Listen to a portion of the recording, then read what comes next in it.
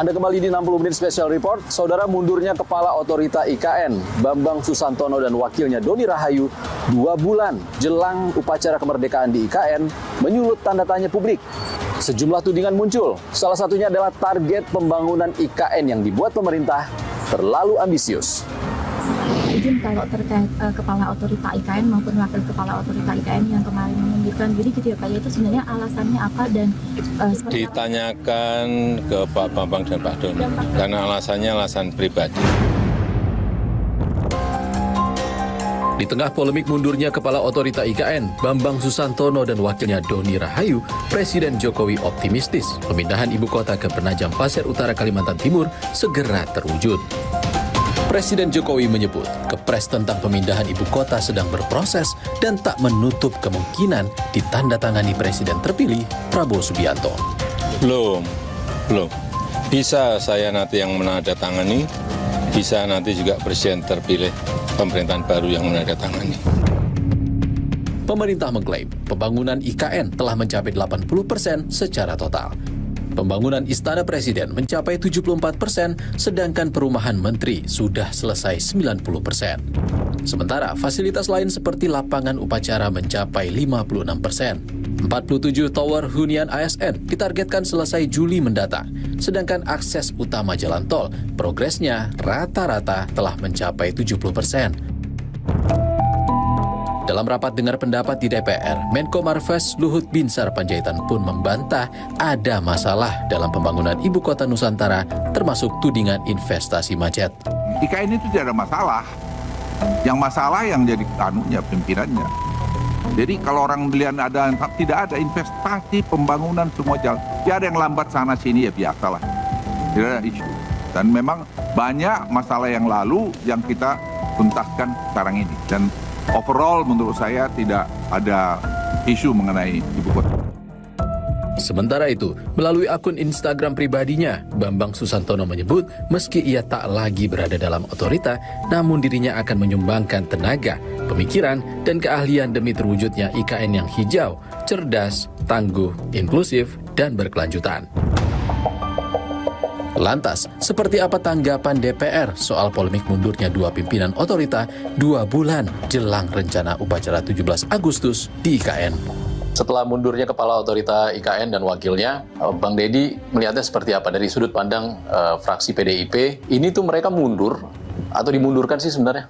Ya kalau saya melihat lebih cenderung bahwa mereka itu diminta mundur atau dengan terpaksa mundur. Karena apa? Karena target-target yang diberikan pemerintah kepada mereka itu tidak tercapai.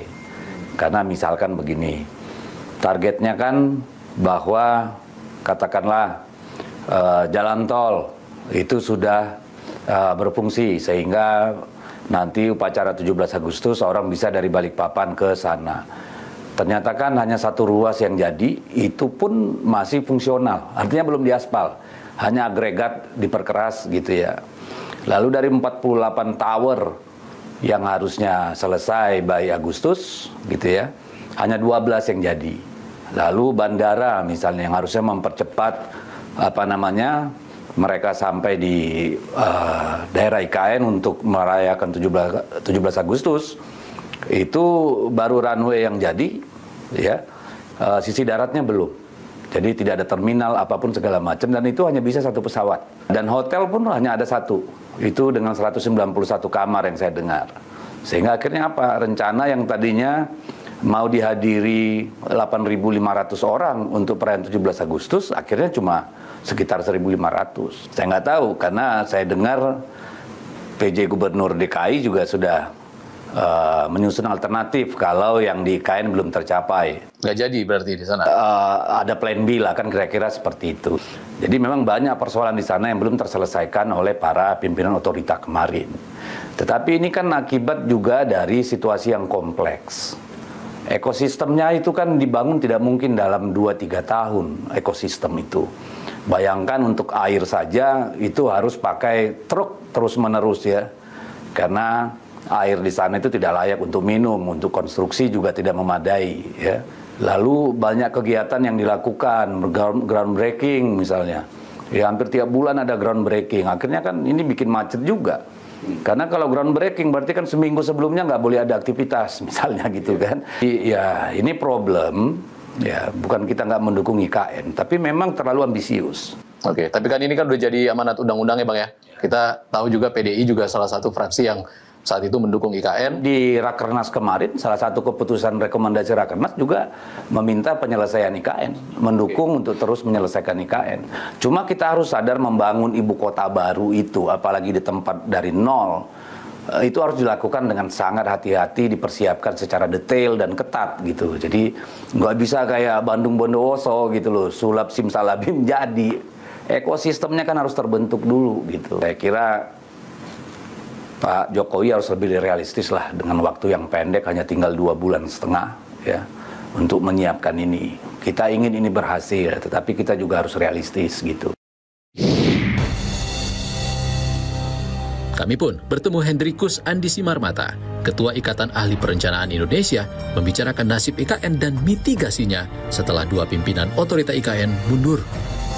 Sangat mengejutkan dan tanpa alasan yang jelas. Apa mungkin karena Pak Bambang Susantono dan wakilnya ini terlalu dipaksa ataupun diburu-buru untuk mengejar target pemerintah? Ya, waktu mereka menerima, saya pikir mereka sudah paham betul, mereka berdua sudah paham betul target-targetnya. Tapi kita harus hormati pilihan-pilihan mereka yang mereka ambil sekarang. Yang sekarang yang terpenting bagi kita adalah memastikan agar kecepatan yang sedang dilakukan ini, ketika ada implikasi buruknya, itu harus bisa kita mitigasi. Jadi kebutuhan dalam 5 tahun awal dalam suatu pembangunan kota baru adalah sosok yang betul-betul lebih lapangan gitu. Orang yang paham betul di lapangan, banyak seni-seninya, apalagi di Indonesia.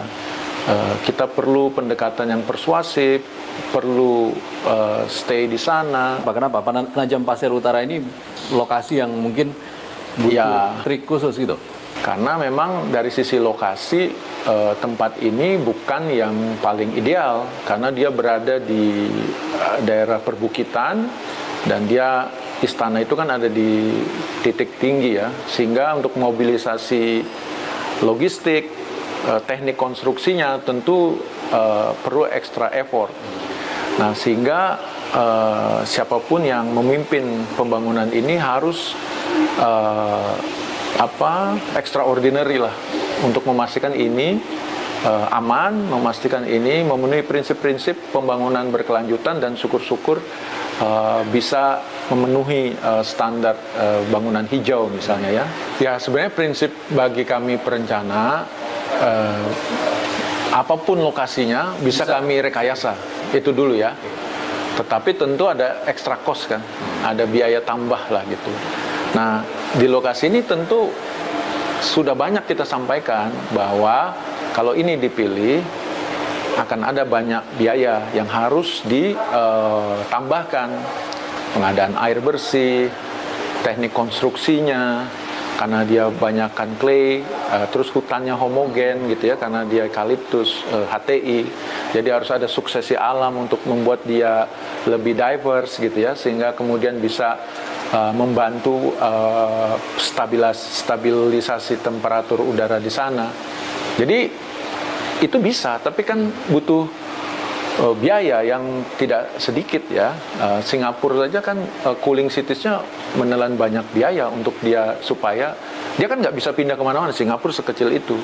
Ketika perubahan iklim, suhu memanas, dia harus mencari cara bagaimana dia menerapkan itu. Makanya dia bangunan hijaunya jadi penting.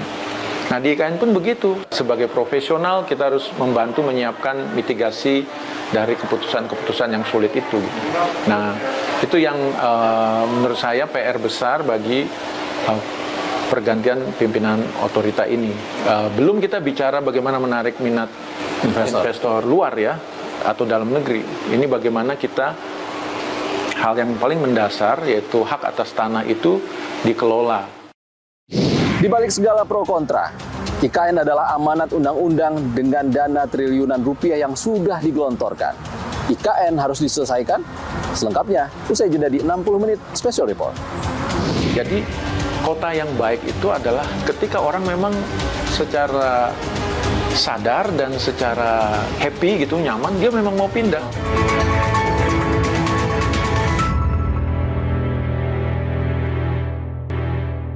Saudara, meski dilanda badai mundurnya dua pimpinan otorita IKN dan minimnya investasi yang masuk, proyek strategis nasional itu terus berjalan. Puluhan triliun rupiah sudah disedot IKN. Lantas, mampukah pemerintah melanjutkan proyek IKN sesuai janjinya dengan menarik investor tanpa membebani APBN?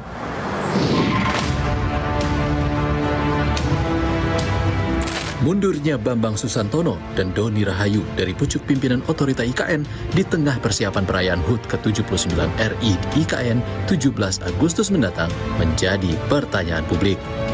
Ekonom Selios Bima Yudhistira menilai mundurnya Bambang dan Doni bisa membuat investor khawatir. Dan saya pikir ini merupakan presiden yang kurang begitu bagus ya dari proyek strategis nasional yang bahkan beberapa kali sudah ditawarkan ke investor oleh presiden, oleh menteri-menterinya, tetapi di tengah jalan ada permasalahan yang cukup serius. Dan ini yang membuat investor khususnya yang ingin menanamkan modal, artinya belum terlibat atau belum memiliki letter of intent, menjadi berpikir ulang bahwa resiko ketidakpastian dari proyek IKN ini masih cukup besar.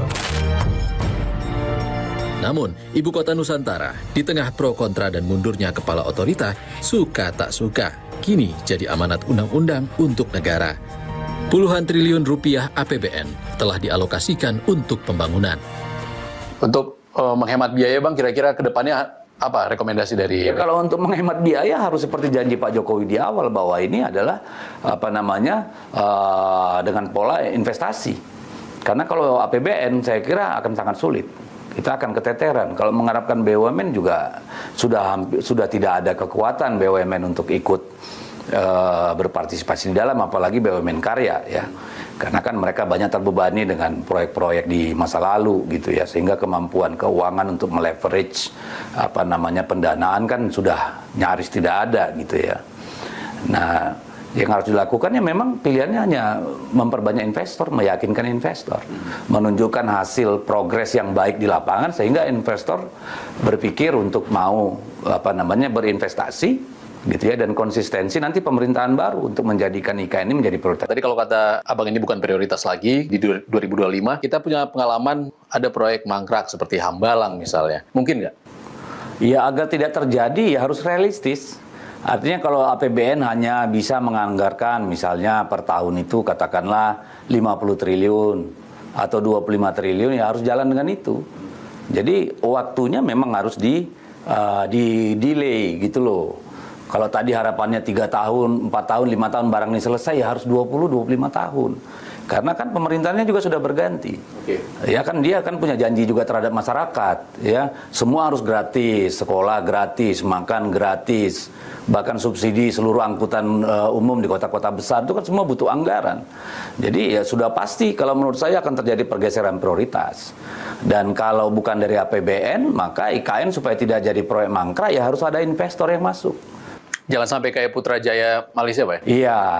Atau jangan juga jadi kayak Abuja di Nigeria. Ditaruh di tengah-tengah gurun pasir, akhirnya yang ada... Nggak ada yang mau tinggal di sana? Nggak ada yang mau tinggal di sana. Adanya perumahan-perumahan liar di luar ibu kotanya. Ya, ibu kotanya itu ya kayak begitu. Jam 3 sore udah sepi kayak kota hantu. Kita harus belajar katakanlah dari Canberra misalnya, yang perlu berapa? 30 tahun lebih baru jadi seperti yang sekarang. Ke dana yang dari investor tadi, Bang? Betul, karena kalau APBN ya saya nggak tahu, tergantung Pak Prabowo. Karena kalau dia curahkan, kalau awalnya kan dikatakan bahwa ini murni investor.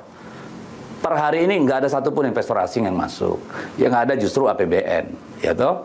Dan kemarin kan kita tetapkan itu sekitar 20-30% dari kebutuhan. Nah, sekarang gimana? Untuk akselerasi ini aja sudah pasti butuh tambahan.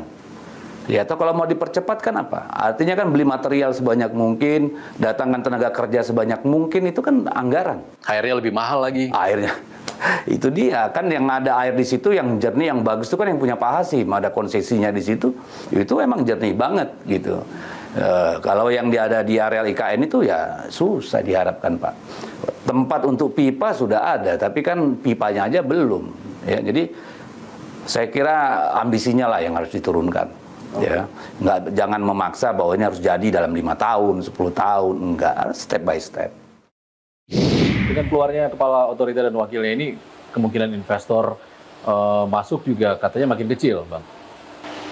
Ya, kalau 1-2 hari ini mungkin persepsinya begitu ya. Tapi kan Pak Presiden langsung ke sana dan meresmikan satu infrastruktur air ya. Dan menurut saya itu kan satu message ya.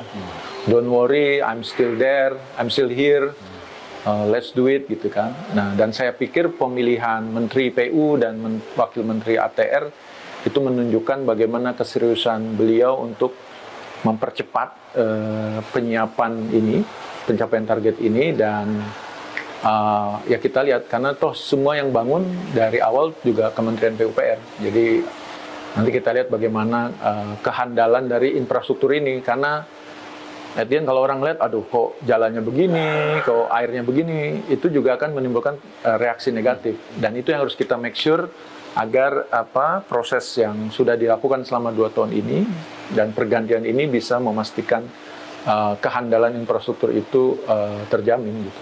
Setelah kepala otorita diganti, Anda optimistis nggak target pemerintah akan tercapai? Kalau 17 Agustusannya hanya menyiapkan lapangan, terus ada orang berkumpul, merayakan 17-an, terus menghadap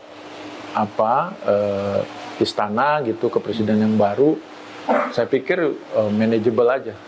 Karena semua air pengolahan limbah kan bisa di-setup ya. Tetapi bukan itu kan yang tujuan pembangunan kota. Ya.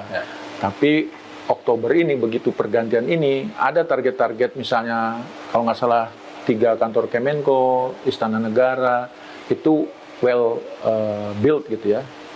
Nah, sudah dibangun selesai, isu tanah sudah tidak ada lagi, masyarakat yang mungkin terdampak dari pembangunan infrastruktur sudah merasa tidak terpinggirkan, bahkan mungkin menjadi bagian dari proses itu, dan itu yang harus dikerjakan oleh Pak PLT Kepala dan Wakil Kepala ini dalam 4 bulan ke depan. Lalu Bang, apa yang harus dicapai sampai IKN Nusantara bisa disebut kota yang layak tinggal? Jadi kota yang baik itu adalah ketika orang memang secara sadar dan secara happy gitu, nyaman, dia memang mau pindah. Karena ini tempatnya jauh better than Jakarta. Itu mengapa kota ramai kan sebenarnya? Exactly. Jadi udaranya lebih bagus dari Jakarta misalnya. Tidak macet di sana gitu. Kalau dia mau cari hiburan yang open air ada gitu. Yang orang-orang memang di sana bagus. Jadi tidak force. Nanti Presiden Jokowi sudah digantikan oleh Prabowo Gibran. Kira-kira ada adjustment lagi ataupun pengaturan terkait dengan anggaran untuk IKN ini, dampaknya seperti apa? Mungkin presiden yang baru akan lebih melihat bagaimana prioritas anggaran, tapi saya punya keyakinan dan kita lihat Pak Prabowo juga menyampaikan komitmennya untuk meneruskan. Nah, meneruskan ini tidak perlu dengan kecepatan misalnya sekarang 100 km per jam gitu ya. Mungkin kecepatannya bisa 60 untuk melihat adanya ganjalan-ganjalan yang harus diselesaikan.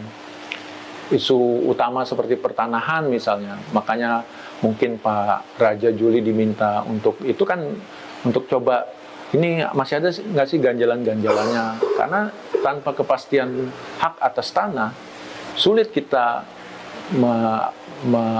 mengajak investor untuk main di situ, karena itu yang paling basic dari satu investasi properti gitu. Kami tutup 60 menit special report edisi kali ini, saudara. Saya Ihsan Sitorus pamit. Terima kasih. Sampai jumpa.